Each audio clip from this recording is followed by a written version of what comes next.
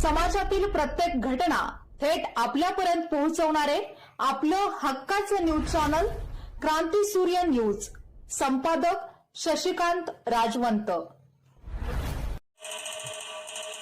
10वी पास असो वा नापास, करिअरची संधी आता खास। शासकीय औद्योगिक प्रशिक्षण संस्था पलूस येथे प्रवेश प्रक्रिया सुरू। इलेक्ट्रिशियन, मशिनिस्ट, फिटर, कोपा आणि ड्रेस मेकिंग या व्यवसायांमध्ये प्रवेशाची सुवर्ण संधी उपलब्ध। कौशल्य मिळवा, भविष्य घडवा, रोजगाराच्या वाटेवर आत्मविश्वासाने पुढे चला। दरमहा 500 रुपये विद्यावेतन, कौशल्य प्रशिक्षणासह उज्ज्वल जीवन। एसटीची ITI पर्यंत सोय, यशाकडे वाटचाल होय। मर्यादित जागा, त्वरा करा, वेळ दौडू नका, प्रवेश घेऊन भविष्य घडवू। शासकीय औद्योगिक प्रशिक्षण संस्था पलूस।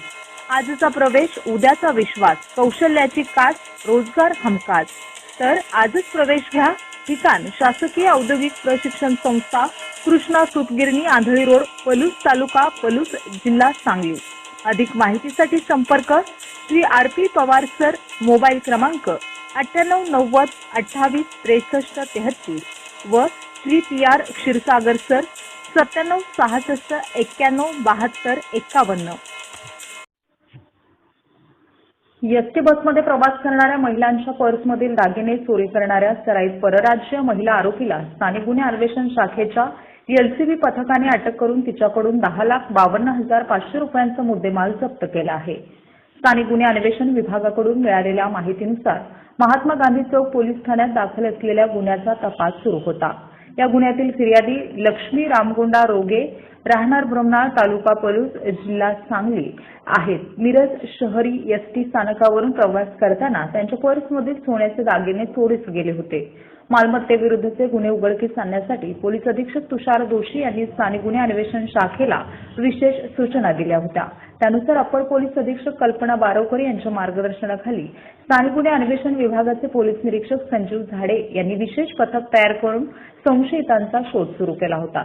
दरम्यान पोलीस हेड कॉन्स्टेबल सागर लवटे, अनिल कोळेकर आणि नागेश खरात यांना मिळालेल्या गोपनीय माहितीनुसार सांगली एसटी स्टँडच्या मागील 2 नंबर गल्ली परिसरात एक संशयित महिला फिरत असल्याचे समजले।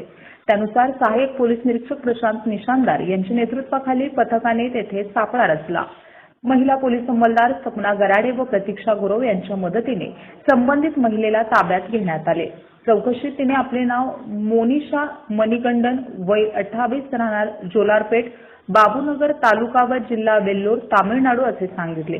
तिच्या पर्सची पंचांसमक्ष झडती घेतली असता 67 ग्रॅम वजनाचे अंदाजे 10,52,000 रुपयांचे सोन्याचे दागिने तसेच 500 रुपयांची रोख रक्कम मिळून आली। पोलिसी चौकशीत संशयित आरोपी महिलेने मार्च 2026 मध्ये मिरज एसटी स्थानकावर बसमध्ये चढताना गर्दीचा फायदा घेत एका महिलेच्या पर्समधून हे दागिने चोरी केल्याची कबुली दिली आहे। त्यानंतर महात्मा गांधी चौक पोलीस ठाण्याच्या अभिलेखांची पडताळणी केली असता संबंधित चोरीचा गुन्हा दाखल असल्याचे निष्पन्न झाले। संशयित आरोपीसह जप्त मुद्देमाल पुढील तपासासाठी महात्मा गांधी चौक पोलीस ठाण्याच्या ताब्यात देण्यात आला असून पुढील तपास सुरू आहे। मोनिशा मणिकंदन ही सराईत गुन्हेगार असून तिच्या विरुद्ध तामिळनाडू, कर्नाटक आणि महाराष्ट्र राज्यात यापूर्वीही चोरीचे अनेक गुन्हे दाखल असल्याची माहिती पोलिसांनी दिली आहे। ही कारवाई पोलीस अधीक्षक तुषार दोशी, अप्पर पोलीस अधीक्षक कल्पना बारवकर, पोलीस निरीक्षक संजीव झाडे यांच्या मार्गदर्शनाखाली सहाय्यक पोलीस निरीक्षक प्रशांत निशानदार, महिला पोलीस अंमलदार सपना गराडे, प्रतीक्षा गुरव, सागर लवटे, अनिल कोळेकर, नागेश खरात, सागर टिंगरे, अमर नरळे, दराप्पा बंडगर, सतीश माने, संदीप नलावडे, विक्रम खोत, सुनीता शेजूळ, दुर्गा कुंबरे, सायबर पोलीस ठाण्याचे कॅप्टन गुंडवाडे, विजय पाटणकर, अजय पाटील।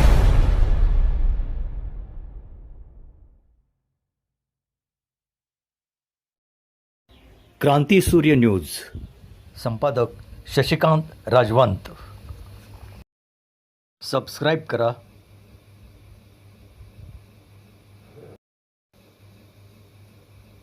बेल आयकॉनला क्लिक करा